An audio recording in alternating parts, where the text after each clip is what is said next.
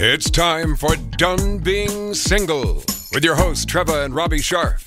If you're dating the same type over and over again, making the same mistakes and not finding love, then you're not done being single. What you need is some tough love dating intervention, Trevor and Robbie style. Whether you're new to dating or have been dating forever, we've got you covered. Now, here are your hosts, Trevor and Robbie Sharf.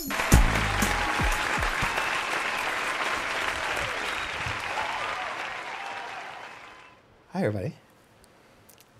Welcome to Done Being Single. How are you? Oh, I'm good. How are you? I'm good. Tell me. What's changed? You know, shut up. What time is it? Let me notate that. Who are you? Okay, yes. What'd you do with my wife? Yeah. Where's she? I'm in here. I'm right here. It's me. Yes, you are. It's the woman you married. Yes, she is. Where's the theme to Twilight Zone? Oh, you mean this one? It's right there. Okay. That's what you're going to get after the show. I'm good. I'm good. I'm happy. I'm excited. Just looking at you. I love knowing that. What is that? We haven't even started the What's show. that got to do with me? Okay. Yeah, you know, we don't do these very often. And I love them. And I forget how much I love doing these shows. And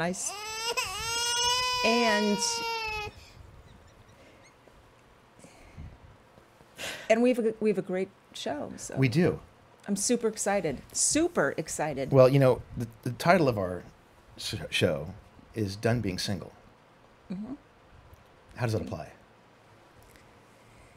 I think it applies to a cohort of people. Look, I think at the end of the day, people do want to find someone.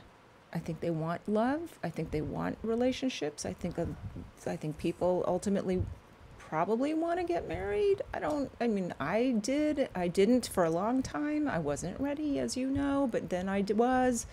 So I can't speak for all women or men. You can speak for the men, but I do think that, okay, here's another way of looking at done being single. The aggravation and frustration, and the pain and suffering that is modern dating today makes people go, I am done being single. This is just fucked up, you know, just the way things are going, the online dating culture is making people want to be done.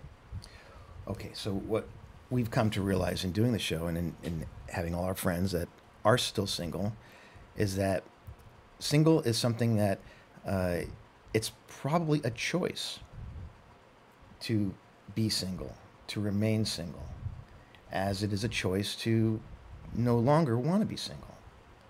And yes, and that's very important. And I think that our friends that are still single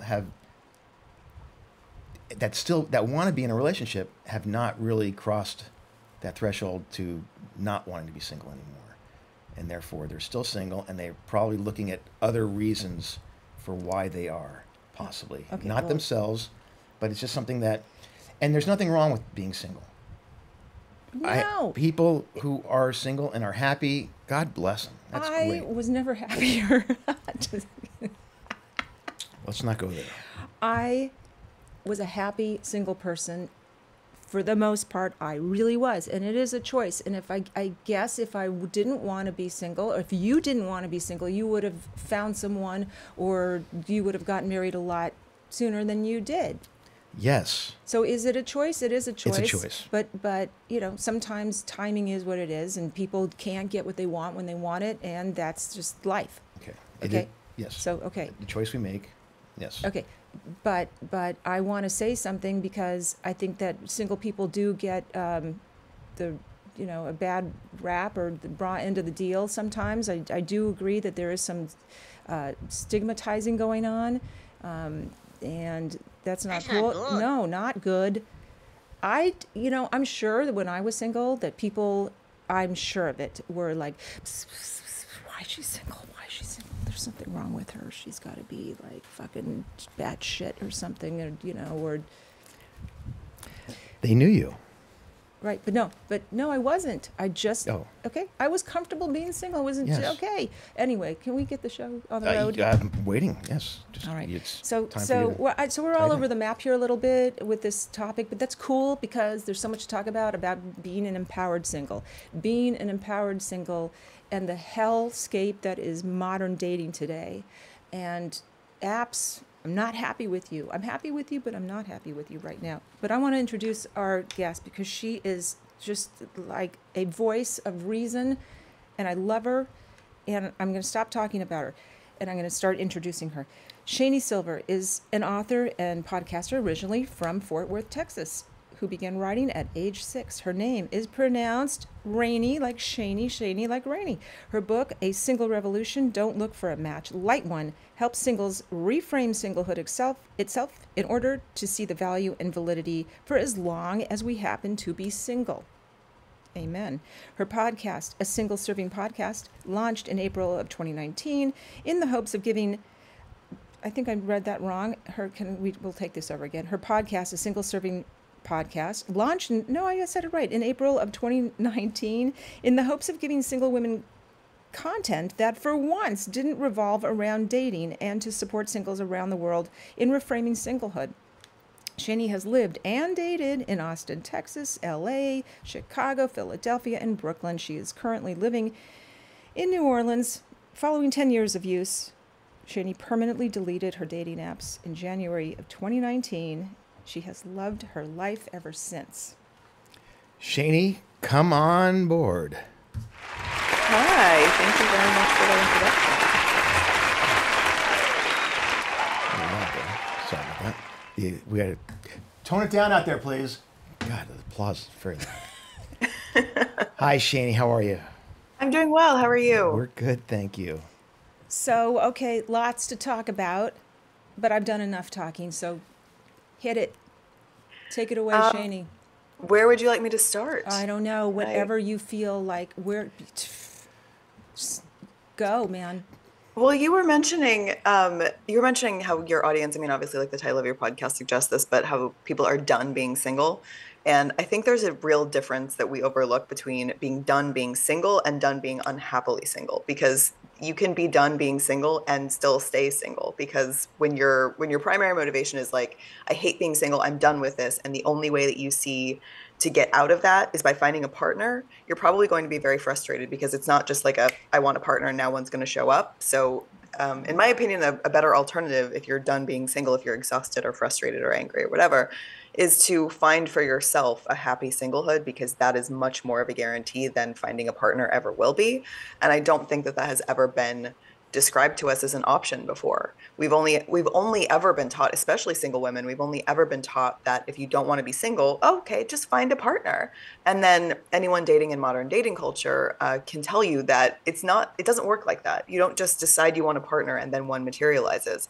It doesn't. I talk to my audience a lot about how effort doesn't match reward in dating. Like in other areas of life, if you want to learn a new skill, you practice, you study, you develop the skill. If you want a promotion, you work hard, you talk to your boss, you formulate a plan, you probably get the promotion.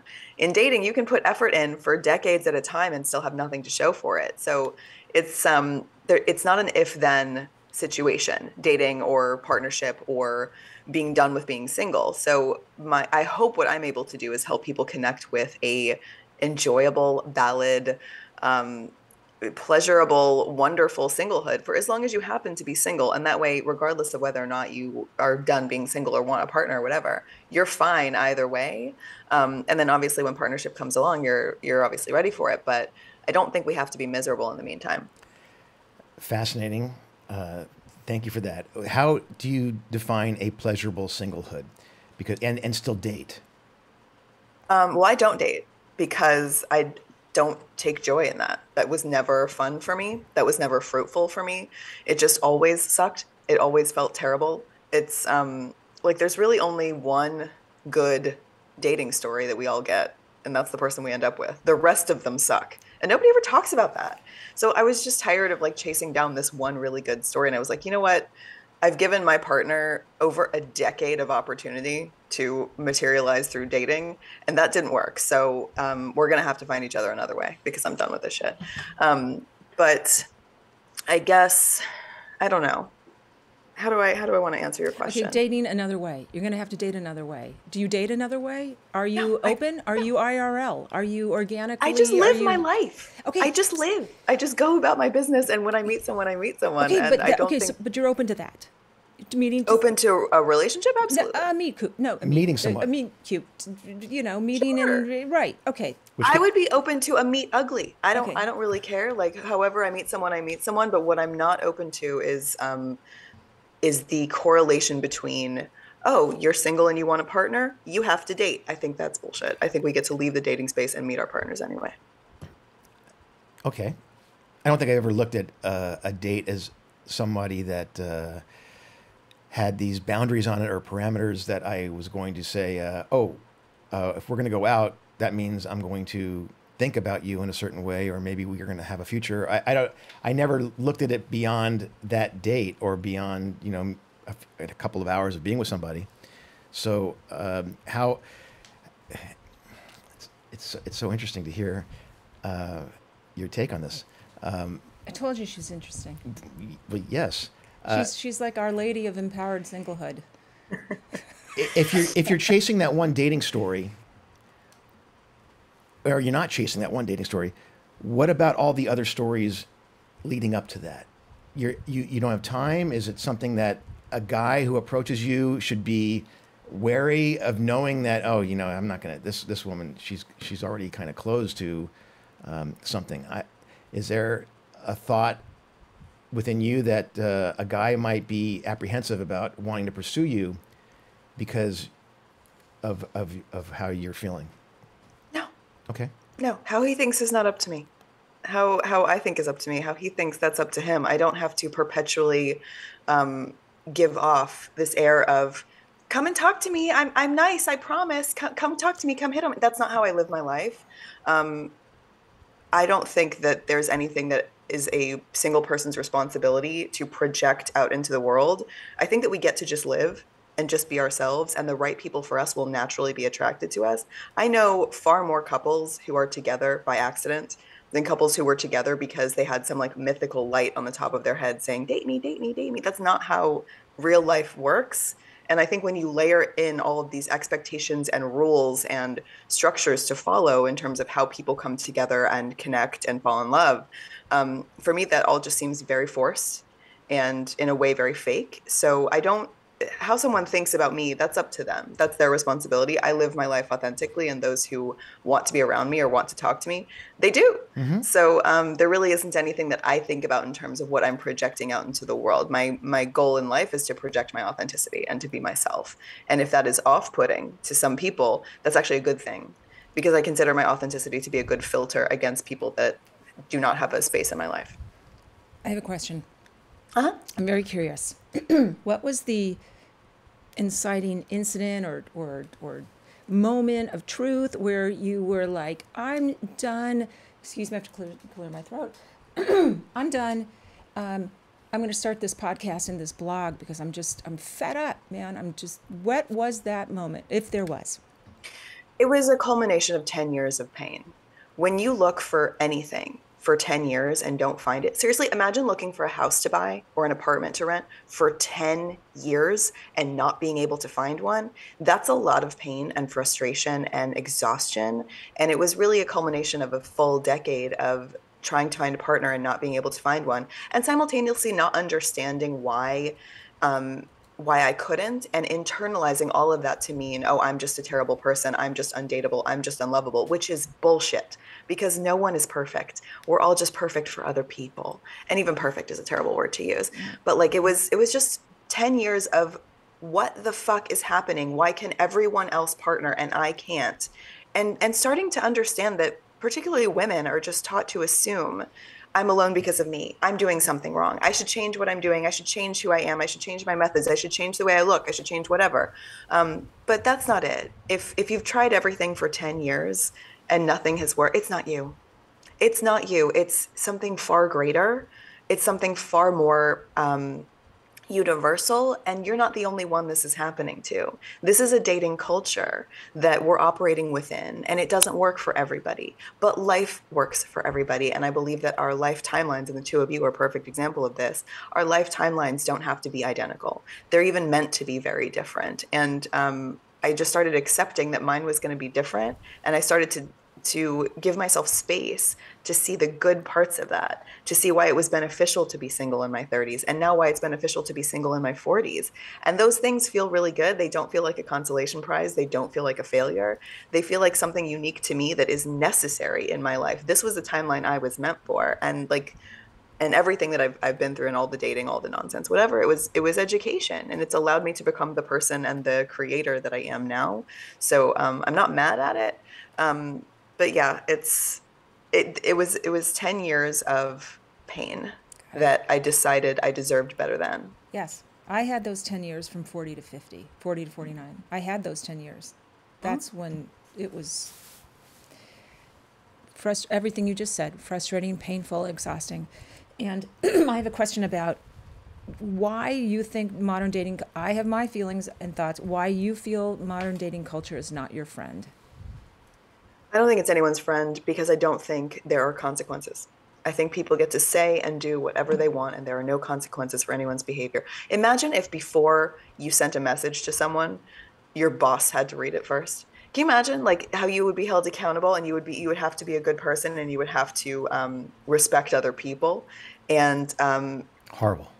yeah, I mean you can pick any random actively dating single woman on the street, and she will have so many stories for you about messages she's received from heterosexual men that if their fathers or grandfathers could read them, they would be ashamed. Yeah. But it's just this consequenceless space. Say what you want, do what you want, and then keep doing it the next day. Because after Right. that girl blocks you, there are thousands more in her place that you can do this shit to. It's a consequenceless space, and no one is ever held accountable for their behavior. And it's becoming something deeply abusive. And instead of a restructuring of dating culture, all we're getting is just more apps and more apps and more apps and more apps and more dating coaches telling you to go on more apps and more apps and more apps. Your husband ain't hiding in there. If you're listening, your husband is not hiding inside a dating app. I'm so sorry. I'm so sorry. I think we would have found him by now. I really do. You know, it's also become more accepted because more people aren't speaking up against it, and because of that, it's just become normal, and Yeah. that's unfortunate. Is this this is an age group thing? Because I know 3 women in my age group that have found their husbands, second husbands, online, and I kind of feel like guys that were born and raised, at a certain time, have some degree, a modicum of, respect, and I think like the younger generations, like you said, are just rogue and really not polished and not at all. I don't know what's happened. I don't know where has the guidance gone? Where has male? Help me here. You know what I'm saying. I mean, I don't know. I feel like I've gotten some pretty disgusting messages from 60-year-old men as well. Like my age ranges were always pretty open on the apps, and so really, I would talk to anybody. Like I'm not ageist, and I would get the same shit from people across generations. And obviously, we all know people who met through dating apps. We all do. But my theory behind that is even a broken clock is right twice a day. Like if you put millions of people, millions of single and searching people in the same space, yeah, some of them are going to fall in love. That's an algorithmic accident. That is not the intention of a dating app. A dating app's intention is identical to a slot machine in Vegas. It's to keep you sitting there and playing the game and giving it money for as long as humanly possible. So true. So true. And you're right that not enough people are talking about it. And when I talk about it, I sound like a fucking lunatic because I'm one of the only people talking about it. Because obviously, this is not the stuff that people want to talk about, particularly the dating space, because it's making money off of the single people, and I'm trying to stop them from making money. So yeah, they're not going to fucking listen. I'm cool with that. That's okay. Okay, so let's turn the tables a little bit and talk about women's accountability. I'm a coach. I have male clients. And I hear some horror stories about my gender, and I cringe. I can't believe that women could be I don't know. I don't know what the word is for it. Horrible, just inconsiderate, not at all respectful, entitled, selfish. Wow. Yeah. I don't understand it. We're all in this together. Why in the world do you treat your fellow man that way? You wouldn't want to be treated that way, but it goes both ways. Of course it does. Every gender is capable of being awful. It doesn't matter what your gender is. You're still operating in the dating space that has no consequences. That and of course this leaves out the discussion of sometimes women will disappear or ghost. I hate that term, but whatever, for safety reasons. And we don't talk about those enough either. And if I need to disappear for my safety, I'm going to do it. But also, there is an overarching umbrella over all of this. Everyone that every coach talks to, everybody, you're choosing to be in the dating space. You know what the dating space is. This is not a mystery. You are choosing to be here. You know it's awful. So that's your choice. And you want accountability. I think anybody that's going to date now, anyone that's going to participate in dating, needs to know that this is not like a day at the fair. This is really difficult at times and stressful and exhausting and frustrating, and you're choosing to be there, and you don't have to. You can remove yourself from a space that is giving you all of this stress and anxiety and God knows what else. It's a choice. You're choosing to be there. You can remove yourself from a space where you're being treated like shit and acknowledge for yourself that you deserve better, and you can go and live life, live all aspects of life, not just the dating aspect. Live hobbies, live travel, live work, live community, live volunteering, live everything, and let life happen to you that way without being so narrowly focused on dating itself, because dating itself has gone to shit and we know it. My biggest pet peeve with it, and I say it all the time. Gosh darn it, hold on. I have a love-hate relationship with dating apps. I love them because, this endless supply of people and opportunities and people you would not otherwise normally meet. Hate them because you're right. It fosters really bad behavior. It breeds really just terrible pain, like soul-crushing, self-worth harming damage. And what's horrible about it is that you carry that bit. It's just it's like a bitterness cesspool.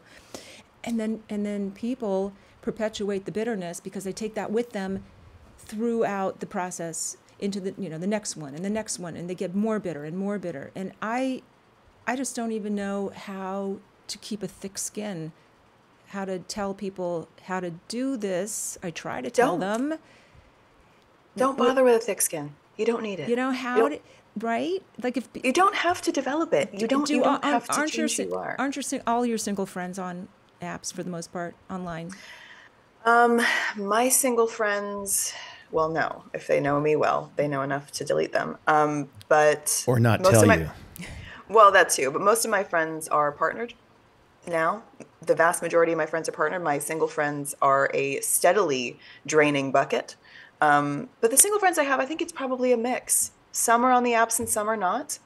It's a mix of both. It's definitely a mix of both. But I don't think that people need to develop a thicker skin or learn how to deal with shit. I think they need to remove themselves from the shit. I don't think that, because I don't want us to lose our humanity, and I don't want us to lose our sensitivity, and I don't want us to lose our demands for better, because why? For what? Like, yes, love is amazing and love is outstanding. Relationships are fantastic. I look forward to all of the above, but I don't think we have to go through hell to get there. I don't think we should have to go through hell to get there. And I know way too many people who didn't have to go through hell at all and are happily married and in love and have families and all these beautiful things. Mm-hmm. So I don't think that anyone deserves to go through the shit of dating. I think we deserve so much better. And in leaving the dating space, I think we find it. Dating or online dating? Both.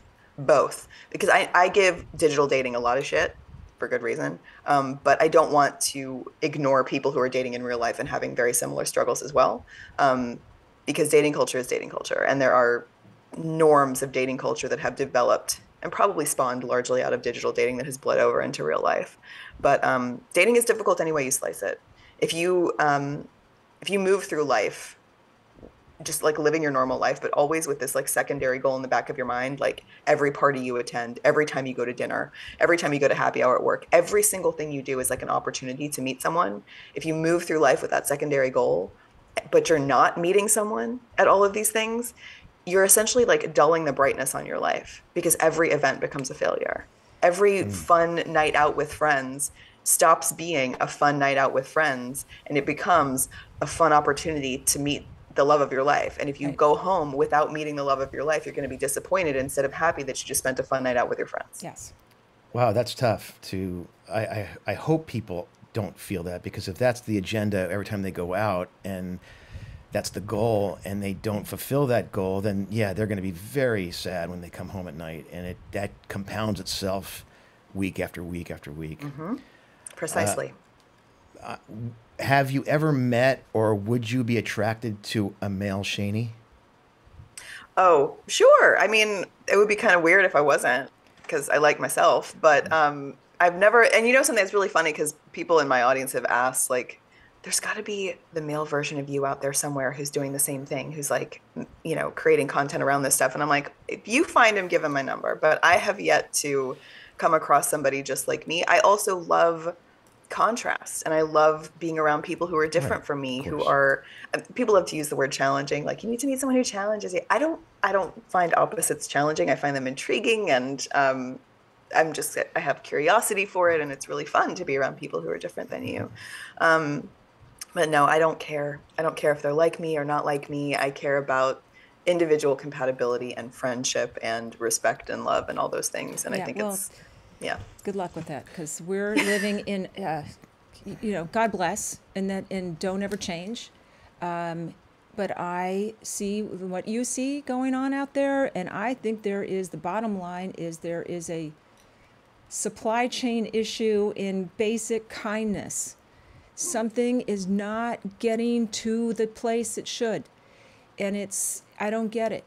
I mean, I have some thoughts, and I'm old enough now to have been an observer of the dating scene for a long time, and human behavior and the human condition. And I could draw some parallels to what's going on politically that kind of opened the floodgates of rudeness, bad behavior, and meanness, cruelty, a lack of consideration and respect. I could kind of pinpoint that moment where it all started to sort of, right? I don't know, pinpoint, but okay. Okay, I asked her what the inciting incident was for her. For me, I think I know what that moment was, where it became acceptable, where it became, this is the thing that just blows my mind. Like, we teach our children, right, to the golden rule, to be kind and caring and considerate, and it's as if something has just gotten terribly lost in translation and it no longer applies, and our leaders behave poorly, and so why should we, and again, I ask you, you're a bit younger than us, is this true? Is this something that has always been happening? Because I think it's more of a recent phenomenon. No, I think I've noticed it since I first started using dating apps. I think the first time I ever did it was 2005. I think that was the very first time I went over to a friend's house and we ordered Thai food, and she made an account for me on a dating app because she didn't want to use it herself. Because back then it was still like, you can't go on a dating site. You'll end up in the back of some guy's trunk and driven out to Joshua Tree. Like, you cannot, like, but isn't it just like amazing that those people that were telling us to stay off of dating apps in the beginning are like, oh, have you tried dating apps? Like, that's how it's evolved.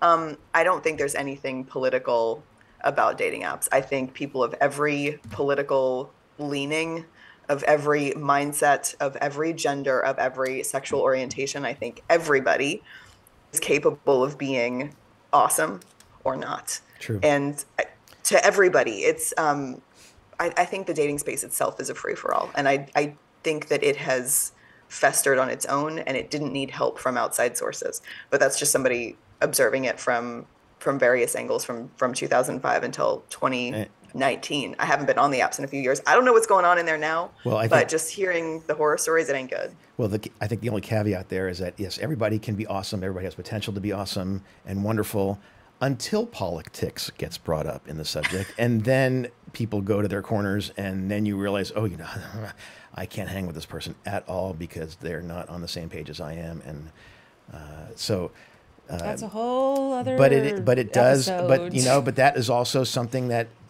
we can't ignore. And at what point does that subject come up in the dating process, to the point where you don't want to waste time if you don't find out about that other person's beliefs in that regard. So it's something that we've talked about a number of times, and we've had whole episodes about, I love you, but I hate your politics. I used to think that I could date somebody with politics different from mine. In the early stages of my I have family members who have politics that are wildly different from mine, and I still love them. So I used to think normal. And I used to be more towards center too. And I was like, it's totally possible to love someone who doesn't think like, doesn't that create debate and challenge? And doesn't that don't we inform each other? But now it's a very different world that I'm operating in. And it's like, when should you talk about it? Before you meet in person, just before you meet. It's that important to, yes, I agree. It is. Where are we going? Because there's just no way anymore. All right. But, so similar to that, when you are out meeting somebody, and this person does something that makes you, it creates a red flag for you. If a red flag is brought to your attention early on, how dangerous is that for the continuation of that relationship? Depends on the flag. Yeah, I think it probably depends on the flag. If without just getting into the minutia of it. If they're not nice to a waiter or something in a restaurant, or they, that's a turnoff. It's a terrible thing to witness, and that just doesn't bode well for the future. Why would it have to? We don't have to settle for things that make us uncomfortable, for things that are wildly against our beliefs or values. We don't have to settle for that. Often, I think red flags or any sort of deal breakers, particularly for women, but I think for everybody, we're taught that having those or having too many of those is us being too picky. And I think just the opposite, because your pickiness, I hate that word, but your standards, your desires are very human things. And to ignore them means that so let's say you ignore your red flags and you're like, you know what, I just don't want to be single anymore. I just want to be partnered. I know that this person does X, Y, and Z, but you know what, I got to get out of the dating pool. I got to get married. You then have to be cool with that for the rest of your life. And that is going to eat away at you, and that's going to twist your stomach into knots. That is going to twist your mental health into knots. And I don't think that relationship is going to work. So as soon as possible, I think we should be honest with ourselves and each other about what is not a fit. And that's okay. It's okay to let someone go or to say goodbye to someone respectfully and let them know, by the way, don't ghost. It's disgusting. It's okay to let things go and let things pass, because you deserve so much more than something you settled for. Okay. I also, to that, and I would like to say, well, there's so much I want to say to people that are listening and dating online and dating, just because I feel like I need to wag my finger a little bit and take you over my virtual knee and spank you. There's just, if you're not interested, say it, right? Be honest, be forthright, be direct. I think dating in general is just an exercise in dignity and saving face, and come on, but again, it just somehow something's being lost in translation, right? It pains me, because then it's like a virus, then you give that virus to the next person, and that person carries the bitter virus and then gives it to the next person, and doesn't help his or her cause. It goes back to acceptance, or not accepting that behavior in somebody else. And if you call them out, it may be it's the beginning of the end of this, whatever this date or whatever it is. But if you accept it, then that person's going to continue, and you haven't brought it up to them to cause them to want to acknowledge, oh, I probably shouldn't have said that or done something. And the acceptance then continues with the next relationship. And so I don't know. Dating to me is like, don't know, what's the old saying? Like you want to leave it better than when you left it, or you want to leave it, you want to, like, even if you're not interested in it, it's not a match. Just, for God's sakes, just have a little leave on a high note. Have a little decency, right? Say it. You're great, but we're not a match. I wish you all the best. No ghosting, no silent treatment. No, that is horrible and it hurts people. And then what you do is you turn around and you then, you hurt that person who turns around and hurts another person, or then carries that pain with them. You get my point. I just want to say one thing about my husband, okay? Yes, I don't know where this is going. I don't know if it was good parenting or good fathering or good father mentoring. Good mothering? And yes, you courted me like a gentleman. And something told me this guy, even if it didn't work out, was a gentleman. Mm. He called, he showed up, he did what he said.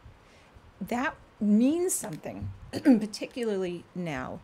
And I want to compliment you. I want to say, to your father, may he rest in peace. He did a great job. Whatever he showed you or modeled for you, and this is when I wish we had kids. Because I know you would have, if we had a son, you would be teaching him all these wonderful things. Thank you. My father didn't teach me any of this, but I witnessed this. I told her sisters, and maybe I saw the behavior that they were experiencing with guys they were dating and what they went through, and maybe that helped as much. But just having that family unit was very strong for me. So. There are a lot of opportunities to be shitty, right? Yeah, and those of us without good parental models still have a chance in the world. Yeah, I don't think that it's up to just that, but you notice how the story you just told was a good one, and this is the person you ended up marrying. Like that's telling to me. The good stories are like I don't know. The good stories are usually the last one, and I wish that there were more than that. I wish the dating stories were good more of the time and more respectful more of the time. We talk about like people being afraid of being rejected by people in the dating space, like this fear of rejection. You don't want to be rejected. I think the bigger fear is rejecting. I think people are really afraid of rejecting other people because they're cowards, or they don't want to hurt somebody's feelings, or whatever the reason. Right. I think we're more afraid of rejecting other people than we are of getting rejected ourselves. And that creates so much gray area that people are confused within. And what does this mean? And what did this text mean? And what does this mean when this happens? And all this horse shit. Yeah. The questions around that, like the circling questions, are like, I don't know what this means. Like that's information too. Like any sort of question in my mind is a no. It's an absolute no, like walk away from it. But I think we're more afraid and more cowardly around rejecting other people than we are around getting rejected ourselves. Absolutely. And yes, it is cowardly. Okay, not to do that. And look, let's all be honest. Dating is heavy work sometimes. It is. Okay, and a lot of people aren't willing to put in the work, make the effort, or do the heavy lifting of rejecting, saying thank you, no thank you. But as I said, leave them better than you. What am I saying? Then when you found them, I know what you're saying. I know exactly the point you're making. If you have to say no to someone, again, do it kindly. Say, you're great. I thoroughly enjoyed my coffee with you, but we are not a match. But again, you're fantastic and you're going to meet. Just leave. What does it cost? Nothing. Right. Make someone feel good as you send them off. I think cowardly may be a hard term to use in terms of not wanting to broach that with somebody that you want to get out of being with. There is a gallant way, I think, to do that. So you both come out realizing, okay, you're right. We aren't a match, and I appreciate your honesty. But that's a difficult thing to arrive at, I think, if you're somebody that come on, people, get with the, Jesus Christ, you're right. I mean, I think you're either a coward or lazy. One of the two. Oh, I think lazy, one of the two. Lazy, selfish, entitled. I mean, come on. And we've all been those things, by the way. Yes. All of us have. It's not shameful. Like, we've all been that person. We've all been afraid. We've all been lazy. We've all been annoyed and exhausted and just don't want to deal with it anymore. We've all been there. But this is part of it. This is part of what dating culture is and what it's become. And if you're going to participate in it, understand what you're operating within, and don't, like, for lack of a better way to put this, don't come crying to me. You choose to be there. You choose to be in the dating space. You know what it is. You also know that that is not the only way that people fall in love. It's your choice to be there if you want to, but don't think that it's going to net you out a partner. Like, don't go into dating thinking it's actually going to net you out a partner. I wish more people understood this before they went into it. Oh, and I wish they would let it go and live more of their lives and have a better time. No expectations. That's my mantra. Right? But you have to mean it. You have to mean it. Yes, you do. Yes. You know what? I just wrote something down. Do mankind, what did I say? Do mankind a favor and take the high road. I just wrote that down. I don't know why, but I'm feeling Should that. needlepoint that on a pillow. Right? Take the high road, do the right thing. What else? We could go on forever. We could. Do you like older men? I can talk about this all day. Do you like older men? Do I like older men? Because we could fix you up. I like You men. mean like 30-year-olds? She's not. She's What are you, 20? I'm 40. Oh, I'm get 40. out of here. You don't look 40 at all. Genetics. Oh, and also my. like the filters on the Zoom. But no, I like men. I don't have an ageist perspective about dating, but I do know the experiences I've had give me a strong preference for people who are around my age. Dating younger and dating older has not been particularly enjoyable for me personally, but also like I'm open to being surprised. So Okay. it's Great. not it's less about age and it's more about people being compatible with me. And I have there are certain things about my life that are not compatible with everybody. I don't want children. I'm very, very, very, very solid in beliefs that doesn't work for everybody, but it works for me. Okay. Got to know your thing, man. Right? That's so much a part of this. So, Shani, how can people find you online, and where are you located? And all that? Shani Silver is a very Googleable name, thank goodness. You can find my website, shanisilver.com. All the information you need is there. You can also find my podcast on patreon.com/Shani Silver. And my book, A Single Revolution, is available on Amazon. Wow, that's See, excellent. she's got it down. Every time I start to plug our show, I forget where we are. We're wherever you get your podcasts. That's all you have Do to I say. have to break Nobody it down ha- you for don't- you? no, you have to- no. You know, Google, Just- Spotify, whatever. What the fuck is it called? Play. That's the way to do it. When you have a public podcast, that is the way to do it. Mine is no longer public, so I had to get really good at telling people exactly how to find it. Okay. And then you can find me at which is trevabrandonsharf.com. And you can read my blogs too. And I should mention, breaking news, well, it's sort of not yet. It's kind of on the down low. I wrote a book, everybody. I wrote a book. It's not out yet. Shani is in it. I quoted her. Great. Should I tell her what I quoted? I think you already started. Okay. Something about if you have to convince someone to love you, that is grounds for deletion. Do you remember that? Yeah, I think I remember writing something along those lines. I'm glad you picked that one. If That's you a have to good one. convince someone to love you, which I wrote a blog called Stop Waiting for People to Love You, because you inspired me. That blog post of yours inspired my blog post. And so I thought, oh my God, that's so true. If you have to convince someone of your worth, value, greatness, soul, character, beauty, hello, delete. Okay, goodbye. Okay. Shani, I want you to hold on for a minute after we say goodbye. We're going to cut this part out here, but thank you, Shani. Thank you for having me. Really great. Oh, so interesting. Never mind. What? I want to take a screenshot. Well, yeah, we got to do that. I forgot. I didn't. Okay. I mean, we have a process here. Okay. Well, it's been a while. You get a little rusty when you're not doing this on the regular. Yes.